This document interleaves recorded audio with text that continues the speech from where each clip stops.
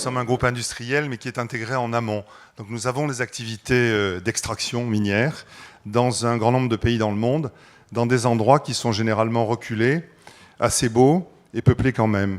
Donc inutile de préciser qu'il n'y a pas d'engagement de développement responsable ou durable pour une entreprise comme la nôtre qui ne prenne en compte la biodiversité, avec un objectif bien sûr qui est de la préserver et une ambition qui ne nous paraît pas irréaliste, qui est même de l'améliorer. Mais pour atteindre des objectifs et pour en répondre, il faut pouvoir les mesurer. Or, dans le domaine, les instruments de mesure, les méthodes, les bonnes pratiques, les outils sont peu disponibles et très techniques. Et nous n'avons pas les moyens nous-mêmes et d'ailleurs, nous ne devrions pas les définir nous-mêmes.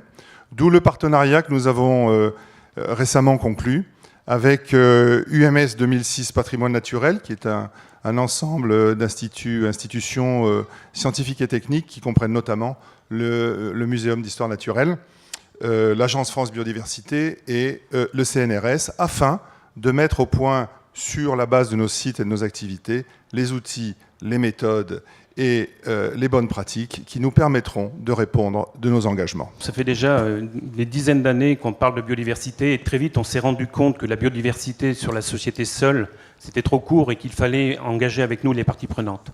La première chose qu'on a fait en 90, c'est de créer un service à l'époque qu'on appelait environnement, les termes ont évolué maintenant, et qui a permis de permettre à nos salariés de s'engager et de croire et d'avoir l'envie de travailler dans le domaine de l'environnement, de la biodiversité.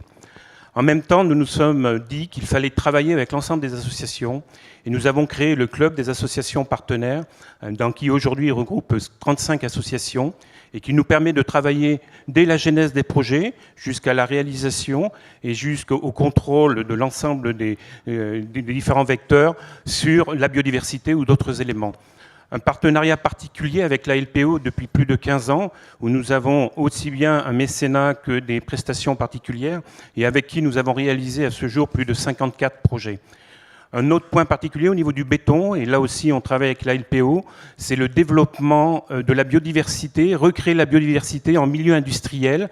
Les sites de centrales à béton sont souvent en milieu urbain, et nous voulons travailler à la reconquête par la biodiversité de ces différents sites, et avons mis en place de ce fait un certain nombre d'éléments, que ce soit des mares, que ce soit des nichoirs, etc., de façon à améliorer dans ces sites la biodiversité. Donc moi je représente une ETI, une entreprise de taille intermédiaire, familiale et bientôt centenaire, et je pense que c'est déjà en soi-même un premier acte de biodiversité.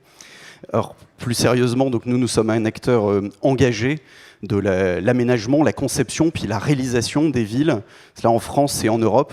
Et chez Rabot du Tilleul, tous les projets d'abord sont éco-conçus. Et cela avec notre ingénierie interne, mais cette éco-conception, cette démarche, nous l'emmenons le plus loin possible. Et nous le faisons avant tout pour les projets, également évidemment pour nos clients, pour les occupants, pour les habitants de nos réalisations, et puis également pour nous-mêmes dans le cadre d'une démarche d'amélioration permanente.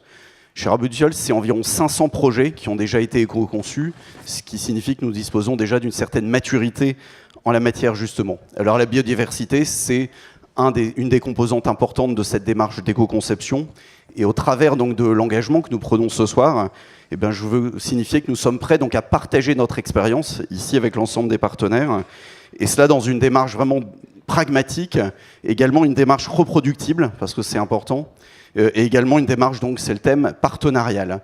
Et un certain nombre de nos partenaires sont dans la salle, dont notamment la Ligue protectrice des oiseaux avec laquelle nous collaborons. Et je signifie juste pour terminer qu'un de nos thèmes de développement actuellement, c'est la biodiversité sur les chantiers eux-mêmes. Merci.